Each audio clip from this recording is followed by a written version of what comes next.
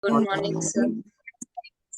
Morning. Om Sadashiva Samarambham Shankaracharya Madhyamam Asmadacharya Paryantam Vande Guru Guru Paramparam. Parampara.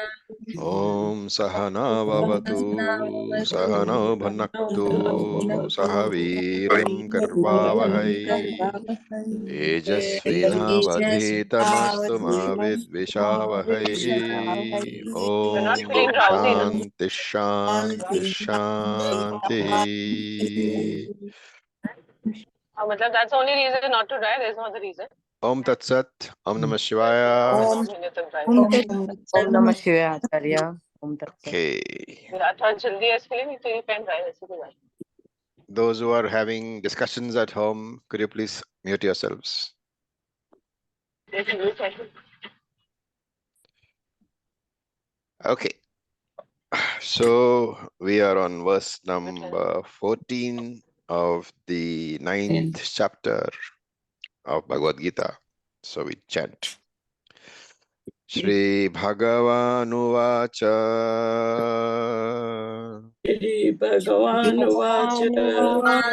Vacha Satatam Kirtayanto Mam Satam Kirtayanto Mam Yatantascha Dridvrataha Yatantasya Dhrudham Vrataha Namasyantascha Mam Bhaktya Namaskantasham Bhaktya Nityayukta Upasate. Nityayuktam Upasate. Okay, so I'm muting all of y'all. First look at the words. Mam Satatam Kirtayantaha. Constantly doing kirti bhajans, constantly appreciating me. What should you do? Dridvrataha yatantaha. Yatantaha is efforts. Dridvrataha, firmly, with a firm commitment in the mind. So constantly worshipping me with a firm commitment in the mind. And not only that, Mam Namasyantaha, surrendering to me, giving me namaskara. How? Bhaktya, with devotion, with deep devotion.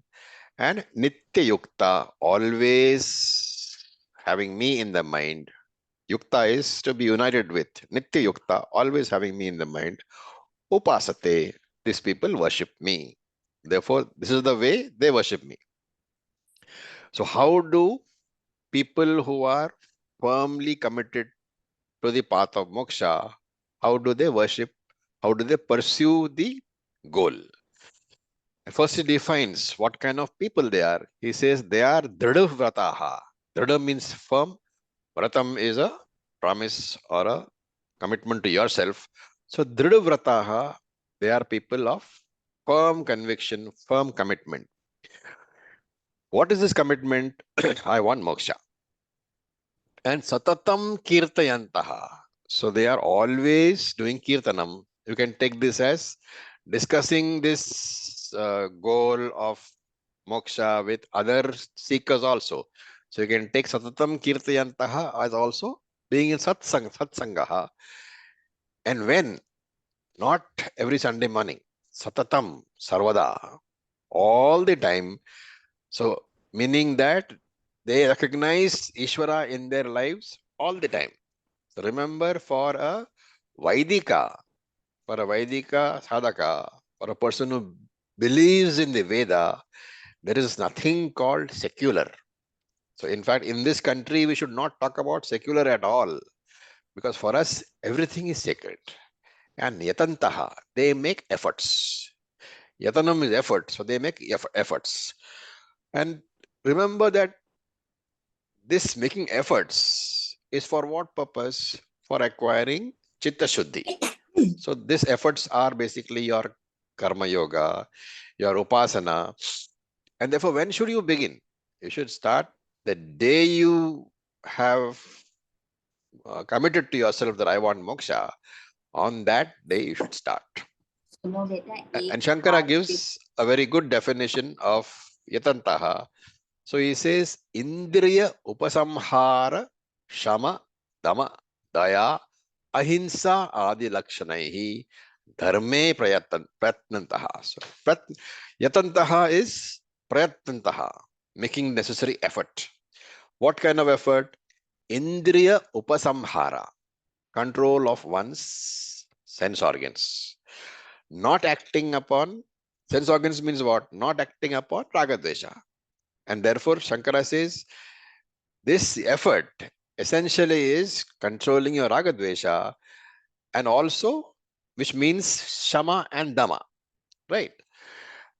So shama dama we are all aware of. Shama is what? Control over the mind. Dama is control over the indriyas. So indriya upasamhara basically means dama only. Shankara has just repeated. Then he adds daya and ahimsa. Daya is what? Compassion. Ahimsa is what? Non-violence. What is the relationship between daya and ahimsa?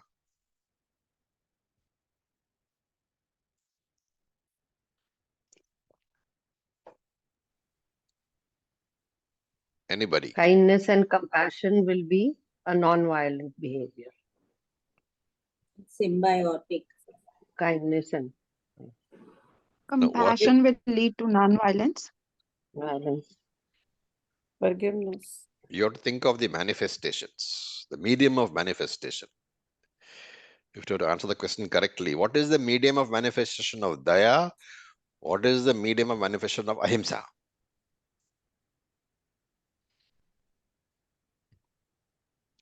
Your karma. You are right. Actions. Daya is leading to ahimsa, but daya is at the manasika level, at the mental level, right? Even at the vachika level. But ahimsa is at what level? Vachika and kaika level. Therefore, daya, the compassion at the mental level, its expression at the physical level is by way of kind words and kind actions. So ahimsa is basically not different from daya, just that daya is the mental virtue which expresses as ahimsa in words and actions, right? So he says these are what you should need. So you have a very detailed definition of yatantaha. Normally we'll say yatanta means just to take proper actions. But here Shankara is saying not only just actions, it means control of ragadvesha, it means having daya at the mental level, and therefore it means that there is no violence either at the verbal level or at the kaika level. That is all indriya upasamharaha. And that is what is sadhana chatushtaya sampatti. So the seeker has two things to work upon. What is that? One is to acquire the necessary jnana yogyata, the necessary emotional maturity to be able to come to jnanam and then come to jnanam. And not only that, is yatantaha sufficient? Is it sufficient for me to make efforts? Shankara says, Krishna says no. He says, bhaktya mam namasyantaha. You should have bhakti also, because mere effort is not sufficient. You can have obstacles, adhyatmika, adibhautika, adidaivika, so many obstacles are there. And therefore, namasyantaha. You should have to namaskara to Krishna. You should seek his grace, right? If you if you seek the grace, Ishvara anugraha you need. Therefore, in any, it's not just in the spiritual field, it's in any field. You have to make effort, but for success, pure effort is not sufficient. You need Ishvara's grace also. And therefore, he's saying, even in this search for moksha, your effort alone is very important, but your effort alone is not sufficient. You need my grace also. Therefore, namasyantaha, Ishvara anugraha is important. And in our culture, this is embedded, or at least once upon a time it was embedded, right? Because we used to touch our parents' feet, we used to touch our grandparents' feet. All this we used to do. Now we don't know who touches whose feet. But necessarily, the humility was embedded in. Namaskara is embedded in the culture. You have to do namaskara to anybody who is elder to you. And of course, physically also it's good for your spine. It won't get stiff. And therefore, this constant surrender to Ishvara. How? By recognizing that all my karma phalam comes from Ishvara. So this is one definition of surrender, incidentally. Recognizing Ishvara as the karma phala adhyaksha, as the karma phala data. When I recognize that Ishvara as the karma phala data, I am actually surrendering to Ishvara. Why do you say that? Why do you say that recognition of Ishvara as karma phala data is a surrender? Because I've made my efforts, and for the phalam, I will accept what Ishvara gives Very me. good. Because once you recognize Ishvara as karma phala data, you are having the acceptance of the phalam that he gives you, which was from the point of view of karma yoga. What is that called? Ishvara Prasad. Ishvara prasadam. Right. So remember that we are saying nothing new now. The basic teaching is already done. So everything that is going to happen now, from now onwards, not only in Upanishads, not only in Bhagavad Gita, in every text that we do, you will find that we are just repeating ideas so that we don't forget. So you will recognize this Ishvara as Karma Phaladata, and therefore Namasyantaha. You have to say Namaskara to him. And Mam means to me, the Lord. Krishna is saying to me, you must do Namaskara. And which is this me? This is a good question, right? We don't know who is this me. When Krishna says me, what does he mean? Does he mean Krishna Avatara? Does he mean Krishna the person? Does he mean Krishna Brahman? Which one? Krishna Ishvara? What is he meaning? The Nirguna Swarupa. Brahman, Nirgun Swarup.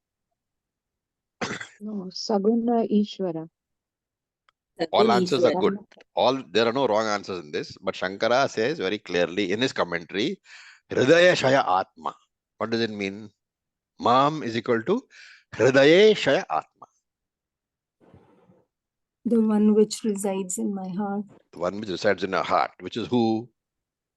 The Sakshi, Yes. The witness. Sakshi Chaitanyam. Who is who? What is the relationship of the Sakshi Chaitanya with you? It's Atman. It's You me. yourself. It's me, myself. Yes. Remember the word Atma. You know, we are all so used to saying Atma, Atma, because in movies and all we hear Atma, Atma. What does the word Atma really mean? In Sanskrit? Self. Self. In I. It means I. Right? So remember that when you use the word Atma, it is a reflexive pronoun. It simply means I, myself. And therefore he's saying Hridaya Shaya Atma, that Sakshi Chaitanyam, who is in my heart, who is none other than me. Right? So then good question comes. How is this being said that I should do namaskara to myself? Am I such a great person? How will you answer that?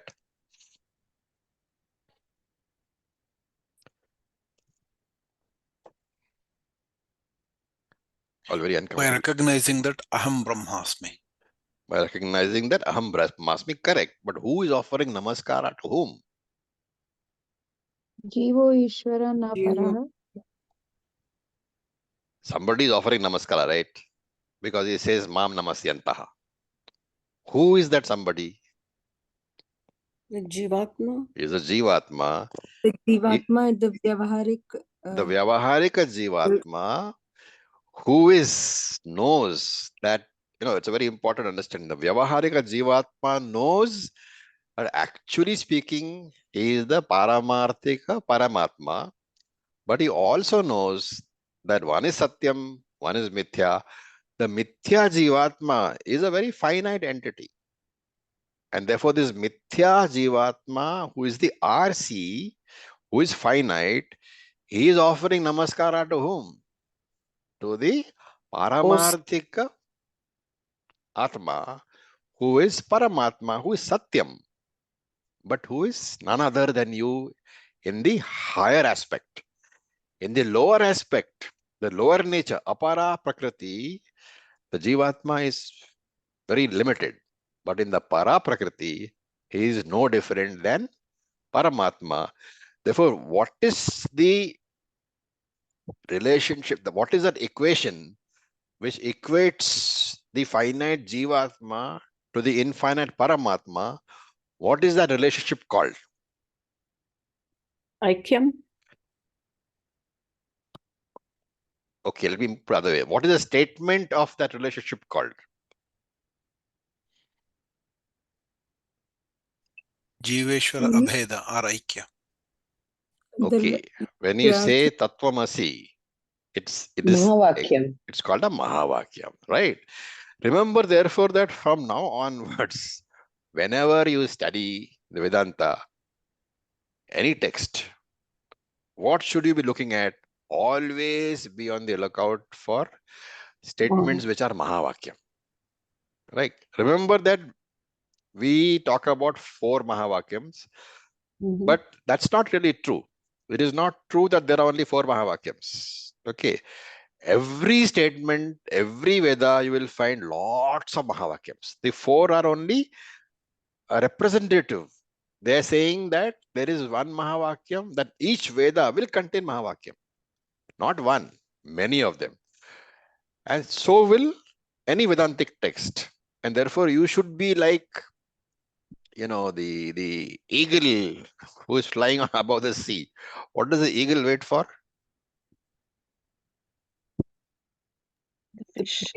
Eagle waits to Right. see the The fish, fish. right? The moment Fish you see the prey. fish, he will dive down. And therefore, whenever you study these texts, various texts, you should be like that eagle. Always be on the lookout for the Mahavakyam fish.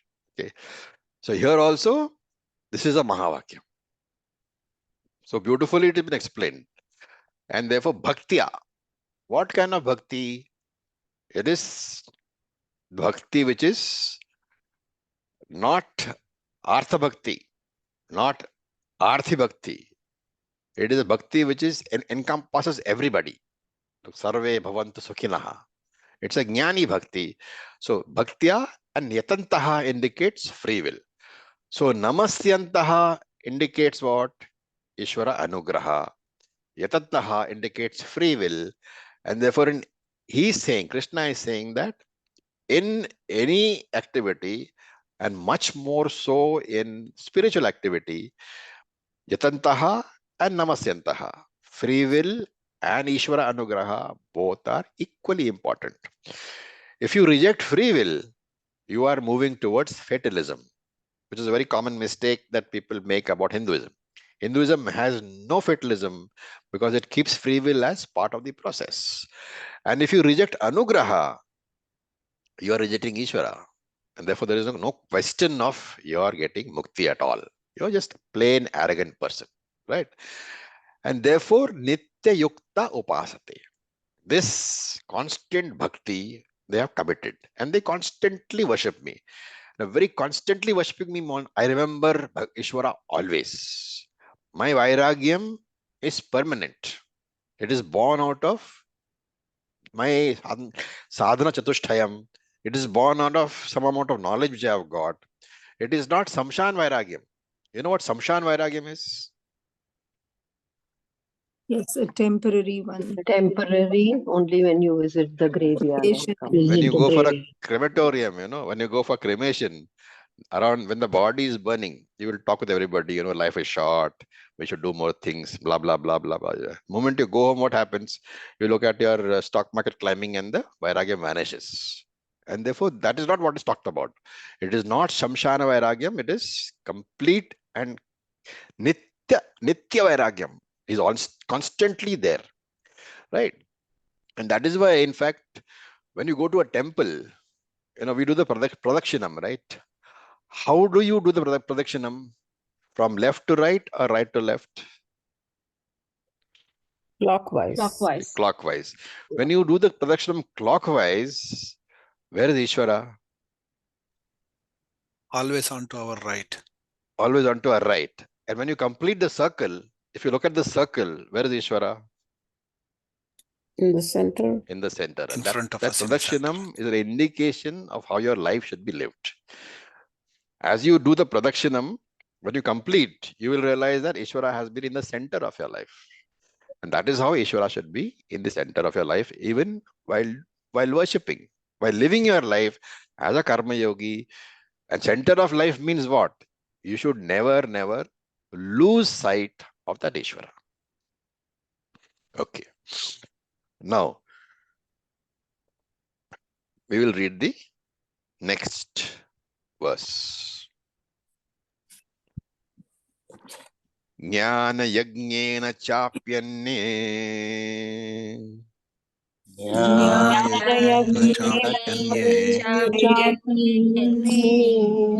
yujanto mamupasate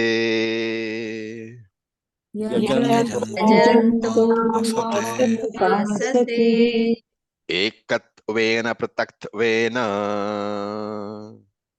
Ekatvena pratakttvena bahuda vishvato mukham. Bahuda Vishvato Mukham. So Krishna said, Namasyantaha, you should do upasana for me. And now he's saying that people worship in very ways. It's not that people worship only in one way. They do upasana in many ways. So he names some of them, right? So he says, some people, jnana yajnena yajantaha. Some people, they worship me through jnana yajna. And anye api, some others, bahuda upasate mam, worship me in different ways. What are the different ways? Pritakthavena. They see me as pritak, different from themselves. That is one way in which they worship me, as somebody who is different from themselves. Ekatvena. They see me as identical with themselves. And another person worships how? Vishvato mukham, with many faces. Okay. So, Pritaktavena means what? As Ishtadevata. Saguna Ishvara, different from themselves. Ekatvena means what? As Atma. Vishvato Mukham means what? Vishwarupa. Vishwarupa. So here you have all three. Ekurupa, Vishwarupa, Arupa. All three forms, they worship me. Right? So Krishna is discussing the various ideas or various understanding levels of seekers regarding Ishvara. And what are they? We must recall all that we have learnt. Initially, Shastra presents Ishvara as what? Nimitta Karanam. The intelligent cause for the world. Right? The creator of the world. And that Lord has to be Sarvajnaha. He has to be omniscient. And Sarva Shaktiman. He has to be omnipotent also. He must have total knowledge and total power also. To create the universe, which is infinite, the creator must be infinitely powerful and infinitely knowledgeable. So that is the first presentation. Ishvara as creator of the world. Right. Now, for our understanding, therefore, this Ishvara who is really formless in nature, he is given a form for me to worship. So he becomes the Ishtadevata, personal God. Right. Okay. So Ishvara is the creator, personal God is whom I worship. Now, after I progress in understanding, Shastra says, fine. Now that you understood Ishtadevata as the creator, remember that this next level of understanding is what? Ishvara doesn't create the world. Ishvara becomes the world. What is the difference? In Ishvara creating the world, what kind of Karanam is he? Nimitta. Nimitta Karanam. So here Ishvara becomes the world. What kind of Karanam is he? Upadana. He is Upadana Karanam. Right? He is appearing as the universe. So that is a progress. And after some time of appreciating this Vishwarupa Ishvara, this Upadana Karana Ishvara, then Vedanta introduces the third level and says that Ishvara doesn't actually become the creation, Ishvara appears as the creation. He seems to become the creation. So what is he? Abhinna. No. First is creator, Nimitta Karanam. Second is becoming the world, Parinami Upadana Karanam. Third is appearing as the world, but not really becoming the world. This is Vivarta. Vivarta Vivarta Upadana Karanam. Upadana Karanam. So all the three are there. And we must understand all these three. Therefore, he says all are basically only appearances. They are only, we think they are, but they're not really there. Actually speaking, Ishvara is free from all these three appearances. He has no form at all. So Ekarupa Ishvara to Anekarupa Ishvara to Arupa Ishvara is the journey which we all have to go through. Right? And Krishna here is saying, yes, everybody has to go through all these three levels. And therefore, Anyemam Ekatvena Upasate. Some people seek me as the non-dual ultimate Brahman, which is Arupa Ishvara. How do they seek me? Jnana Yagnena, through Nididhyasanam. They have gone through Shravanam, they have gone through Mananam, and then they always remember the teachings, which is Jnana Yagnya, Nididhyasanam. This is the highest level of the seeker. Okay, remember all these three stages, because as we go through the Bhagavad Gita, you will find there's a lot of discussion on these stages. Okay, so this is the Arupa Ishvara seeker. And this person, for him, mostly you will find that he has dropped rituals, Kaika Karma, etc. He has dropped, right? Even the, puja, Saguna Ishvara puja, they have dropped because they are focusing on Shravanam, Maranam, Nididhyasanam. Remember that all Kaika Karmas and Upasanas, they are Sabhedaha with differences, Sagunaha with gunas. But now Shravana Manana Nididhyasanam, when he is doing, he is Abheda, he is focusing on non-duality. And therefore, this worship is in the very form of Jnana Yoga. The Jnana Yoga itself is the worship, and which is very, very superior worship. So he says, Shreyan Dravyamyad Yajnat Jnana Yajna Parantapaha. Compared to any ritualistic puja, Jnana Yajna is the highest level. That he has said earlier. Again, I will bring it here. Again, I will repeat. It does not mean that we look down upon rituals. It does not mean that we don't do puja, that we say, okay, fine, puja is beneath my dignity. That is not the aim. We have to understand that rituals, puja, everything is important. But what is the destination for all those things? Chitta Shuddhi also.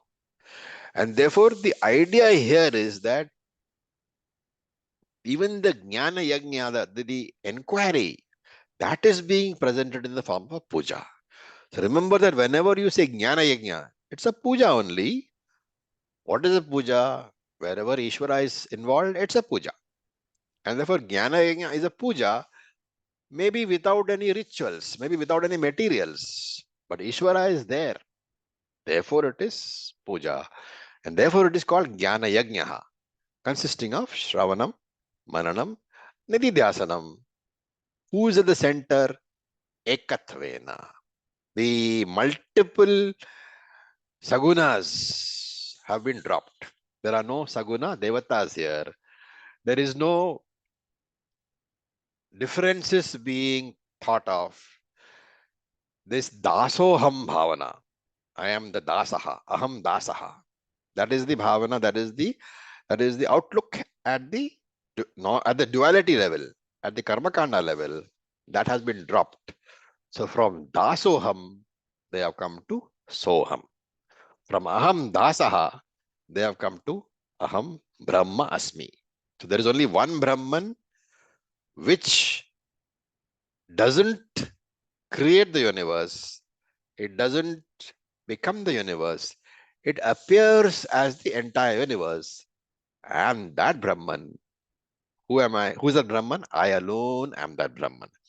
And therefore, I, Brahman, you have to put in brackets, along with my Maya Shakti, I am in the form of the Jiva. I alone am the Jagat, and I alone am Ishvara also. Remember that Jiva, Jagat, Ishvara, all three are roles, all three are dresses. But remember, these dresses are all Vyavaharika dresses. And these dresses are meant for whom? For me, who is Paramarthika Brahman. This idea, this vision is called Paramartha Darshanam. And therefore he says, Yajantaha. They worship the Lord in this fashion. Now, when we talk about non-differences, I'll just point out that there are two concepts. One is called Abheda Upasana. Why I'm pointing out? Because there are two things and we should not mix them up. One is called Abheda Upasana. One is called Abheda Nididhyasanam. The non-difference is common to both, but there is a world of a difference in the process, because one is Upasana, one is Nididhyasanam. What is Abheda Upasana? So when we do some of the Upanishads, Chandogya for example, you will come across certain rituals. Now, normally when you do puja, you do puja to, let us say, Saligramam, right? When you sit down in front of the Saligramam, what is the first thing that you do?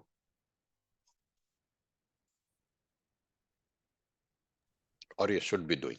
I don't know if you actually do it. When you sit down in front of your deity, what is the first thing that you do? Namaskara Mudra and pray. Namaskara. Anybody else? You consider yourself as dasa, but before you do that puja, you also do atma puja.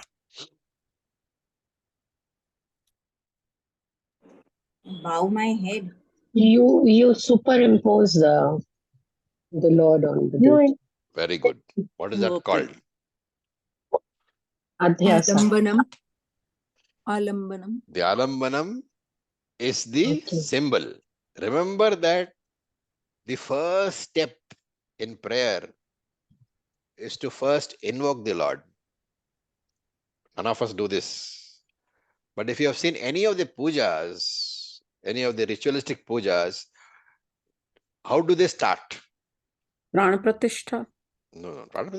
See, I'll tell you. For example, I don't know how many of you have been to the ashram. Avahanam. Avahanam is Dhyanam. the invocation. So what do you do Dhyanam. actually? If you see the what you call any You offer a ritual, seat to the first of all you clean the place around by sprinkling water, right? Then you clean the instruments. Then you prepare a seat and you purify the seat. After purifying the seat, you invoke the Lord to come and sit on the seat. That invocation is necessary, right? Because without that, what are you doing? In front of you, if you're invoking Lord Shiva, that Shivalingam is only a stone. The sanctity is lent by the invocation.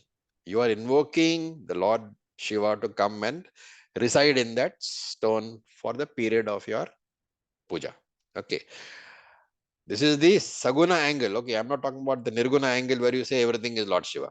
The Saguna angle because you are in duality. So you are invoking, you ask Lord Shiva to come and sit in that or occupy the Shivalingam, and then you do the puja. So there is a alambanam, the symbol on which you invoke. That is normal upasana, which is called Bheda Upasana. Why is it Bheda Upasana? Because you are different, the Lord is different. Right? The Lord is being invoked on the alambanam, which is something else, which is the symbol different from you. Now there is one more upasana, which is called Ahangraha Upasana. also called Abheda Upasana. Two names are there. Ahangraha Upasana.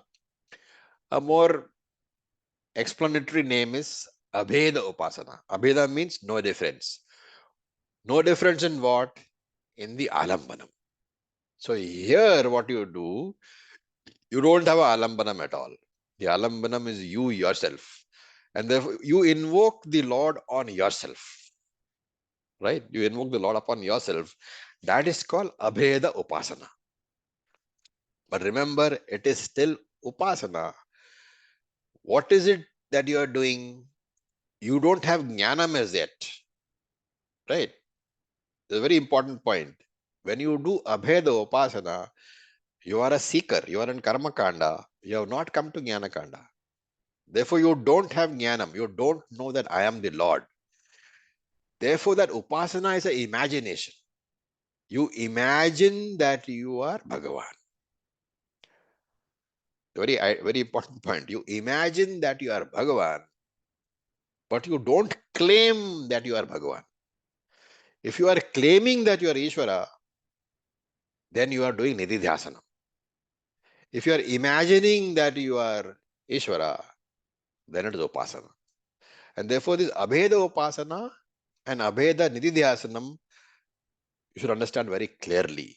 Any Upasana where it is only visualization, you are visualizing the Lord upon the Shiva Lingam, that is Bheda Upasana. You are visualizing the Lord upon yourself. You are imagining that you are the Lord. That is Abheda Upasana. But it is still visualization. But when you have come to Jnanam, you don't imagine that you are Bhagavan. You say, yes, Aham Brahma Asmi, I am Bhagavan. Okay. Are we clear on the difference? Yes. You should Thank be you. very clear on this difference. Okay, because otherwise you will get confused. Right. Now, what is the result of Upasana? Whether it is Abheda Upasana or Bheda Upasana, the result is the same. It is Chitta Shuddhi.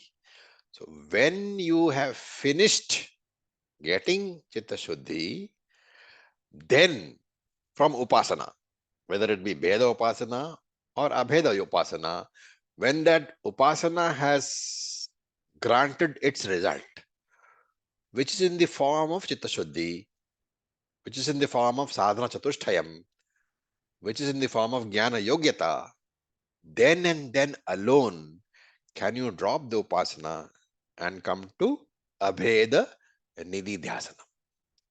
This is, therefore, Krishna is saying, there are some people who are not ready for that. Right? First he said, these are some people who worship me ekatvena, who are ready for Jnana Yajna. Then there are other people who are not ready. What do? Anye, other people who are not ready for Jnana Yoga, Mam Upasate Vishwato Mukham. They worship me as Virat Ishvara, Aneka Rupeshvara. Right? And there are some others who feel that is also very difficult. After all, if you have to worship everybody, see, when you say Virat Ishvara, you are saying everything in the world is Ishvara. Is it easy to worship everything in the world is Ishvara?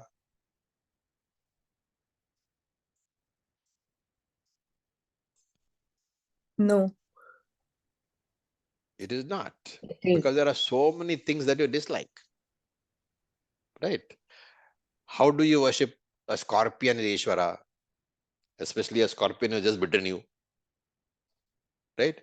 But the fact is that scorpion is Ishvara. And therefore, there are people who feel even Vishwato Mukham worship is different. And what is this Vishwato Mukham?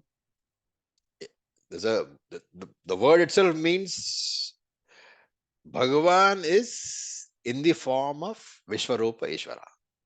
So Shankara says here, Sarvato Mukham Vishwarupaha. That which is there everywhere, that is Vishwarupa Ishvara. Right? And some people feel that is difficult. Therefore, Krishna says Anye. There are some other people. The third category of people. The first category worship me as Arupa Ishvara. Second category worship me as Virat Ishvara. The third category, Mam Prataktvena Upasate. Prataktvena means in a distinct form, distinct from themselves, and therefore they want a personal God who has got a form, a male or a female form. Right? And we might have,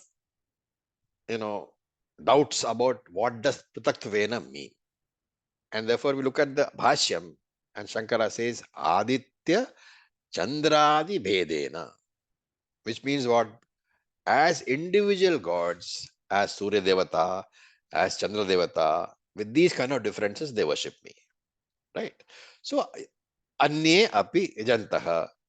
These are the third category of people who worship me. Right? Now, when you say Surya Devata, you worship. You can worship Surya Devata in two ways. What is the alambanam in Surya Devata worship?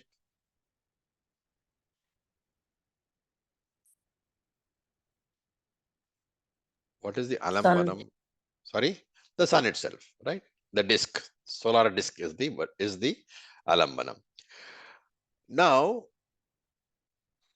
if you remember Tattva Bodha, Surya Devata is presiding deity of what? Chakshu. Chakshu. Eyes. Chakras. Therefore, when you worship Surya Devata, you can worship Surya Devata in two aspects: Vyashti, the micro, and Samashti, the macro. Right? Alambanam remains the same. Surya Devata, Surya itself, the Surya disk, solar disk, the sun is the alambanam. But when you worship as the presiding deity of the eyes, you are worshipping a parichinna Brahman, a limited Brahman, because you have given him only one power over the eyes.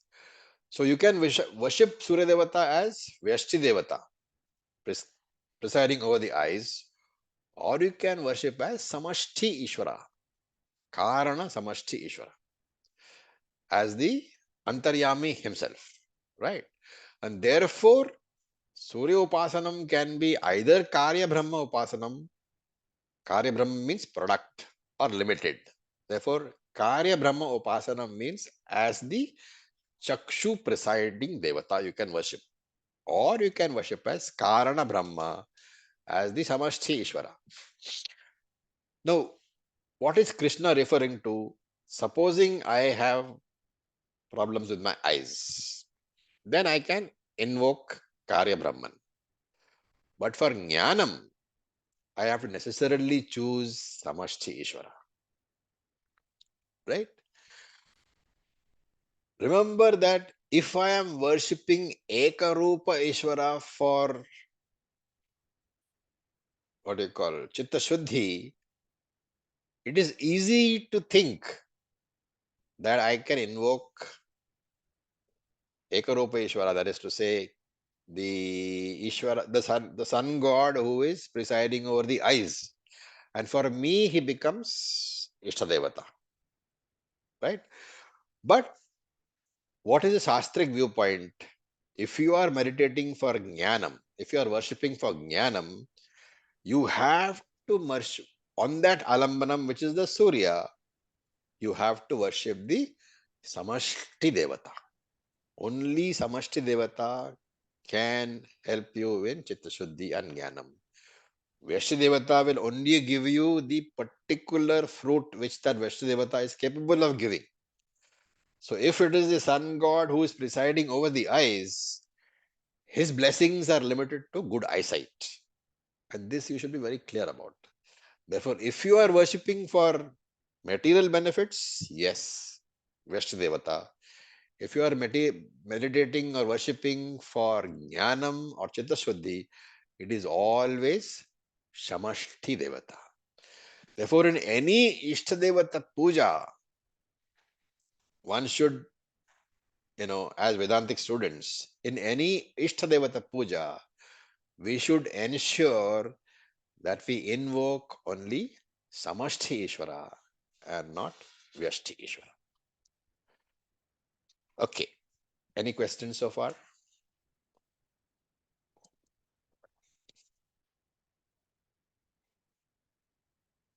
Right. So please unmute yourself.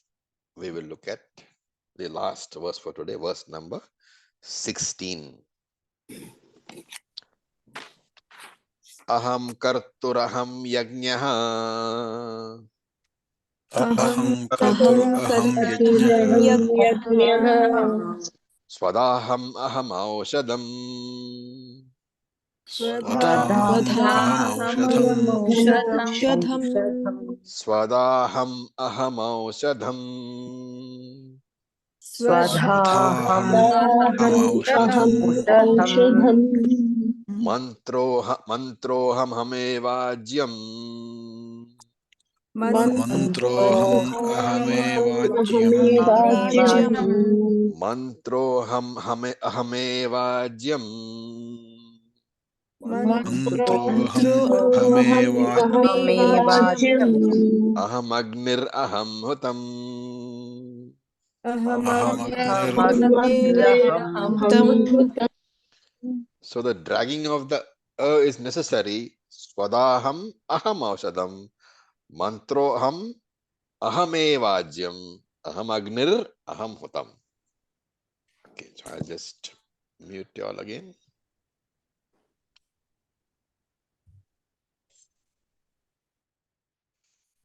So look at the meanings first. Ahameva krituhu. Krituhu means the rituals prescribed by Shruti. Ahameva krituhu. Aham yajnaha. Aham swadha. Aham aushadam. Aham mantra. Aham ajyam. Aham agnihi. Aham hutam. These are the various descriptions he's giving. I alone am kritu. I am yajnaha. I am swada. I am aushadam. I am mantra. I am ajyam. I am agnihi. I am hutam. So let us see what all these things mean. Now, normally remember that whenever we talk about students, sadhakas, there are always three sadhakas, manda, madhyama, uttama, right? And if you have to relate the mandha, madhyama, uttama category to the levels of worship, there is a rough rule. The mandha adhikari worships ekarupa Ishvara. The madhyama adhikari worships aneka rupa Ishvara. And the uttama adhikari worships arupa Ishvara. Now, in this, all throughout the Gita, at least most of the Gita, there is an assumption that we are all in the Madhyama category, right? And therefore, we have to learn to appreciate Ishvara as Aneka Rupa Ishvara in whatever form. And so, verses 16 to 19 is the mention or the description of Vishwarupa Ishvara. It's interesting to note that nowhere in the Gita you would have found a description of Ekaropeshvara. Did you? We have studied all the 9 chapters so far. Where have you found Ishtadevata description?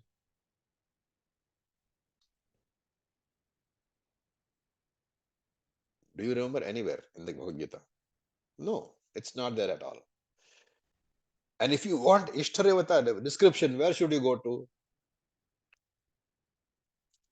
Karmakanda. Karmakanda. Karmakanda, you can go. You can see Puranas. Puranas, you can see Bhagavatam. All these are descriptions of Ishtadevata. But here in Gita, that's why I said here in Gita, that the assumption seems to be that you're all Madhyama Adhikaris. While in Bhagavatam and Puranas, many places they will take it for granted that you are Mandha Adhikari. And therefore, here we get a description of Vishwarupa, which is learning to look upon the entire creation as Ishvara only. So initially, in our first, once we step out from your Mandha status into Madhyama status, it should be a careful stepping out. So initially you take only those parts which are which are not object of dvesha, right? So we start with raga vishaya, objects of attachment. And that is why you can start with Mata as Devata, Pita as Devata, cow as Devata, flower as Devata, mountain as Devata. You can start with everything. Every river as Devata, every star as Devata, is Ishvara himself. But initially, don't say all of us have Raga and Dvesha. However much Chitta Shuddhi is there, it's a mind will have Raga, mind will have Dvesha also. And therefore, initially, when you start on this journey, when you start your worship, don't start with Dvesha Vishaya, with objects of dislike. Because we have lots of objects of we dislike. Cockroaches, scorpions, so many things are there. Let's not start with them. Start with whatever you like. Mata, Pita, cows, trees, rivers, mountains. And that's why Surya Namaskara, right? So you can start with Surya himself or Surya itself as Vishwarupeshwara. And even the rituals. So here Krishna is saying that you don't need to look at only the objects. Even the very puja that you do, you look upon that puja as Ishvara. So let me explain. He says, Aham Kratuhu. So Kratuhu is a technical word which means those rituals and prayers which are prescribed in Vedas, in Shruti. Okay, remember there are two things, Shruti and Smriti. So here Krishna is saying, Aham Kratuhu. Kratuhu here means those rituals, those prayers, those pujas, which you will find prescribed in the Shruti itself. So Aham Kratuhu, all those pujas, you take it as Ishvara. Then the ritual itself is Ishvara, right? Ritual prescribed in the Shruti. Then Aham Yajna. Normally, Krutu is a ritual and prayer. Yajna is a ritual and prayer. Something prescribed in Shruti has a particular name, technical name. It is called Shrauta Karma. Shrauta Karma. Shruti prescribed rituals are Shrauta Karma. And there are rituals prescribed in Smriti also, right? There is Shruti, there is Smriti. So anything which finds its description in the Shruti is called Shrauta Karma. Anything which finds the description in the Smriti has got another technical name. It's called Smarta Karma. And therefore, here Shankara says that Kratuhu means Shrauta Karma. Yajna here has to be taken as Smarta Karma. What is Smriti? The secondary scriptures, which are not Shruti, the non-Vedic, not non-Vedic in the sense of containing non-Vedic ideas, but non-Vedic in the sense of not being the primary scripture, not being Shruti itself. All secondary scriptures, remember, all Smritis derive their validity only from the Vedas. But they are different. For example, Bhagavad Gita is Smriti because it is not found in the Veda. It is found in Mahabharata, right? And Bhagavad Gita, if it prescribes, or for that matter, Mahabharata, where it prescribes some rituals, those are Smarta Karma. And where Veda prescribes, when the Karma Kanda prescribes, they are Shrauta Karma. Remember that anything which is not Shruti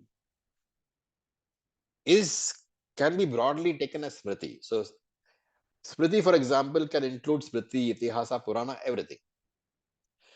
But since they are having different derivations, Smriti is taken as remembered, Itihasa is a historical thing, Purana are stories. So we have different divisions, Smriti, Itihasa, Purana.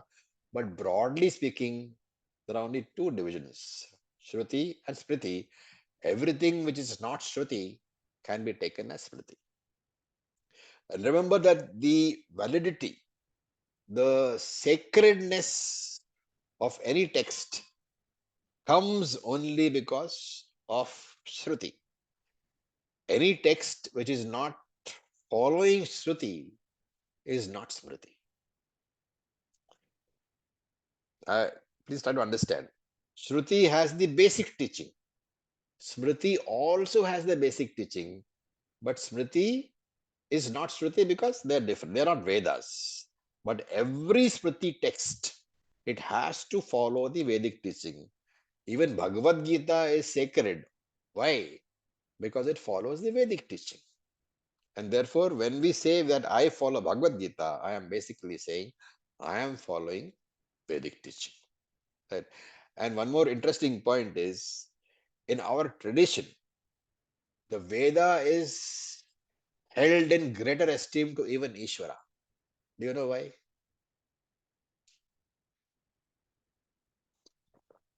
Because Ishvara is revealed in the Vedas. Without Veda, there would be no Ishvara to be revealed. Okay, now let's look at the verse. Swada aham. So Swadha is what? Anybody knows? Swaga? Swadha. Samagri. That is the offer to Pitrus. Correct. Swadha is the offering made to Pitrus, your forefathers, right? On those days when you make the offering, it's called Swadha. Aham Swadaha. Right? So when you offer in the ritual, when you offer to the Pitru, you don't say Swaha, you say Swadha. Big difference. In Pitra Yajna, the offering is completed by saying Swadha. And this offering is basically made out of rice. And the rice you make into a ball, small little ball. A ball is called pindam. So these words you may have heard, pindam. That is why they say, that it's a very interesting point. That's why they say that when normally you eat your food, you should not roll the rice into a ball. How many of us know that? Yes. When you eat your food, you should Yes. not roll the rice into a ball, because the ball rice, the rice in the shape of a ball, is meant for your forefathers. It is called a pindam, right? That ball is meant for people who have gone away. And you have not gone away, so you should not roll into a ball. Okay, so when you offer it to your pitrus, you call swadha. When you offer to devatas, what do you say? Swaha. Swaha. Swaha. This idea I should be very clear about. Swadha and Swaha are different. So, aham Swadaha. He says, even the offering you make to your Pitrus, that is I alone. And aham Aushadham. Right? Now, generally, we think that Aushadham means, Medicine. born out of Oshadi, plants. Right? But Shankara here notes, Aushadham means whatever food is taken by a living being. Right? Why is this important? The importance lies because there is a difference between Swadha and Aushadha. He says very clearly, Sarva Pranibhihi, the one who has got prana, which means living beings. Aushadham means food which is taken by living beings.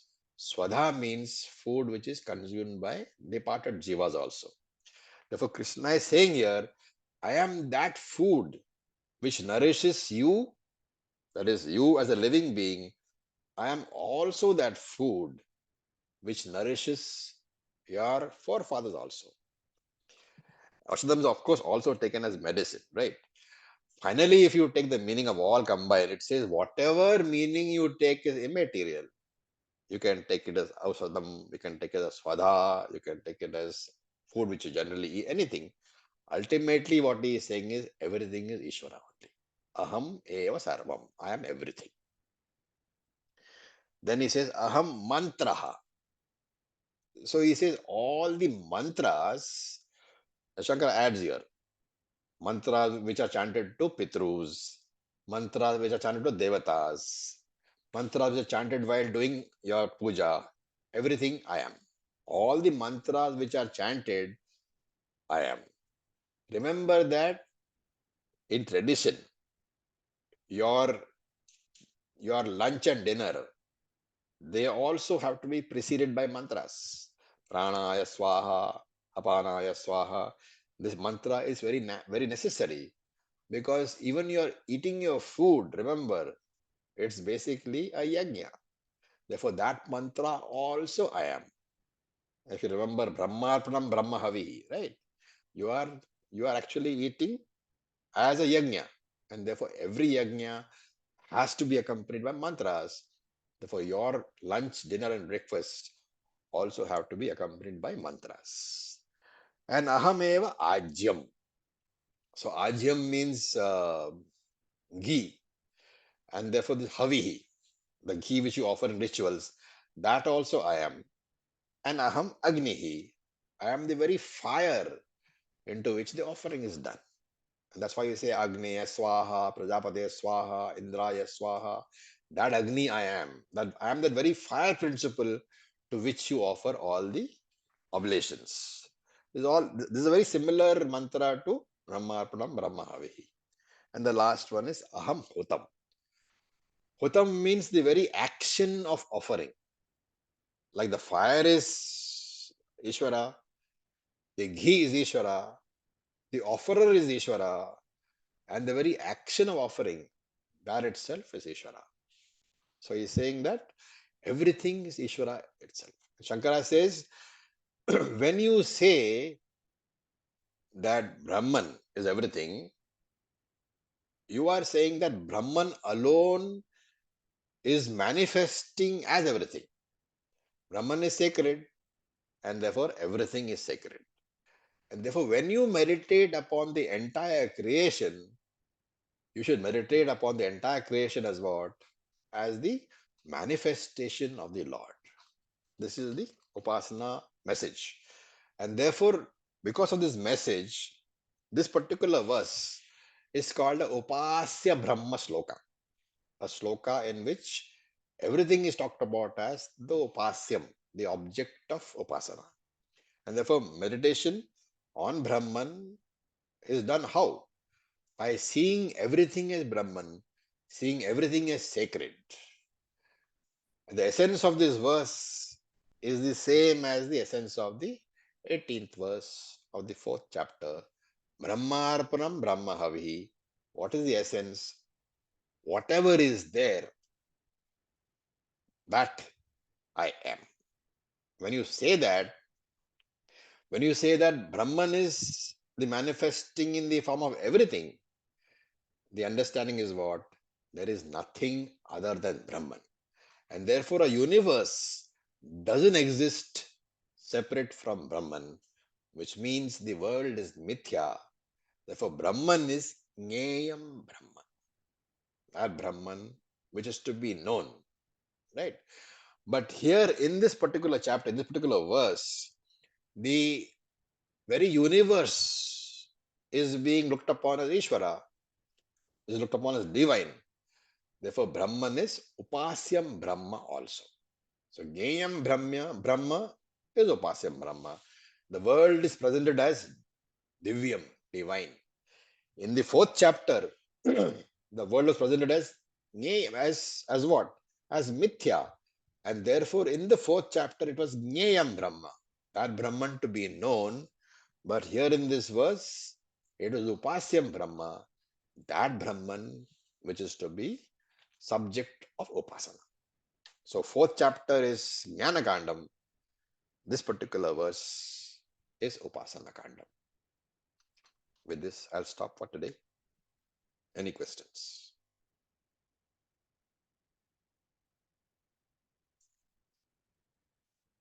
Okay.